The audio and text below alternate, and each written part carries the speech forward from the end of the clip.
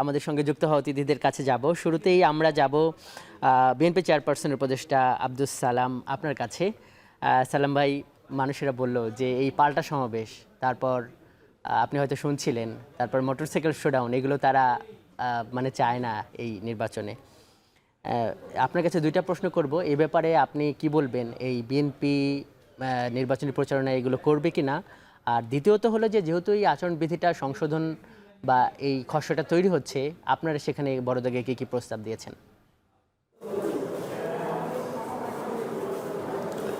আপনাকে ধন্যবাদ। প্রথমে আমি প্রধান উপদেষ্টাকে ধন্যবাদ জানাতে চাই যে শত সংখ্যা আশঙ্কার মধ্যেও তিনি নির্বাচনের একটা প্রবল একটা ডেট তিনি ঘোষণা করেছেন। এতে মধ্যে জাতির একটা আশার সঞ্চার হয়েছে।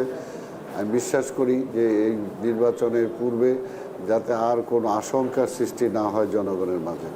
আর আরেকটা যেটা কথা বলবো যে সব কিছুই শুধু রাজনৈতিক দলকে দায়ী করা বা তাদেরকেই চিহ্নিত করা যে তারা ইচ্ছা করলেই পারে না, তারা ইচ্ছা করলে পারে না, পারে হলো প্রশাসন।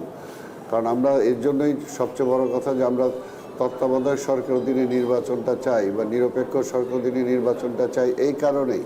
কারণ যখন একটা কিংস পার্টি থাকে তখন কিন্তু সে কোনো আইন মানে না এবং সেখানে কিন্তু সমস্ত কিছু ব্যত্যয় ঘটে। কালো টাকার প্রভাব কিন্তু সেখানেই হয়। 18 সালে আমরা নির্বাচন করেছিলাম, আমি নিজে প্রার্থী ছিলাম। সেখানে আমি প্রধান নির্বাচন কমিশনারের কাছে যে আমার 3টা থানা মোহাম্মদপুর, আদাবর, শেরেবাংলানগর প্রেসিডেন্ট সেক্রেটারিকে নিয়ে কমপ্লেন করলাম যে আমি নির্বাচন করতে পারছি না। এবং এখানে যেটা পরিষ্কার আমি বলেছি সে সময় যে আমার মনে হয় না যে আমার প্রতিদ্বন্দ্বী কোনো রাজনৈতিক দল, আমার প্রতিদ্বন্দ্বী প্রশাসন। একদম পরিষ্কার কথা। কাজেই প্রশাসন যদি নিরপেক্ষ থাকে তাহলে নির্বাচন নিরপেক্ষ হবে। আর আইনের প্রয়োগটা, প্রশাসন যদি আইনের প্রয়োগটা করে তাহলে অবশ্যই, যেমন আজকে এই মোটরসাইকেলের কথা বললেন, আরও যে কথা বললেন, এটাতে তো কোনো আপত্তি নাই। অর্থাৎ সবাই মিলে আমরা যে আচরণবিধিটা ঠিক করব, এই আচরণবিধিটা যদি কেউ ভঙ্গ করে তাহলে তাকে আইনের আওতায় আনা হবে।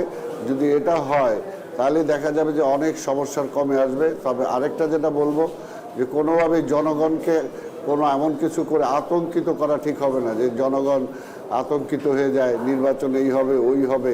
এখন জনগণ স্বতঃস্ফূর্তভাবে দীর্ঘ 15 বছর তারা ভোট দিতে পারে নাই, কাজে জনগণ ভোটের জন্য অপেক্ষা করছে। এবং আমি বিশ্বাস করি 24-এর অভ্যুত্থানের পরে কিন্তু জনগণ নিজেরাই স্বতঃস্ফূর্তভাবে প্রতিটা সেন্টারে তারা অপেক্ষা করবে যাতে কোথাও কোনো কারচুপি হতে না পারে, কোথাও যাতে জোর করে কেউ ভোট না নিতে পারে।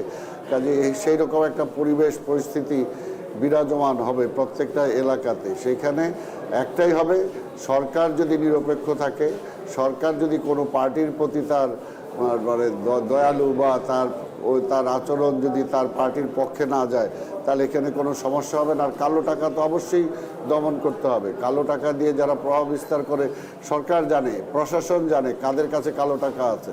এখন পর্যন্ত তো কালো টাকার মালিকদেরকে ধরাই হয়নি।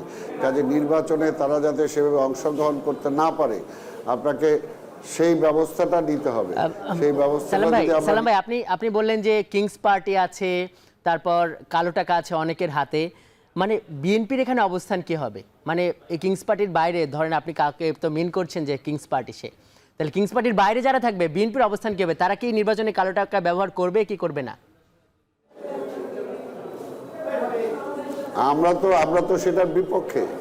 আমরা বলতেছি সরকার হবে নিরপেক্ষ, সরকার কারো পক্ষে হবে না, কারো পক্ষপাতিত্ব সরকার করবে না, তাহলেই নির্বাচন ভালো সুষ্ঠু হবে। আমি যেটা বললাম, আমার উদাহরণ দিয়ে বললাম যে আমরা তো এর আগে নির্বাচন, শেখ হাসিনা ফ্যাসিস্ট হইল কেন? কারণ শেখ হাসিনা জনগণের ভোটের উপর নির্ভর করে নাই।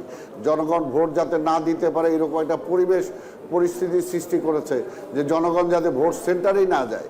কাজে এই সরকারকেও বলবো যাতে এমন পরিবেশ যাতে সৃষ্টি না হয় যে জনগণের একটা আতঙ্কিত সৃষ্টি করা, যে জনগণ ভোট সেন্টারে যাইতে অনীহা প্রকাশ করে।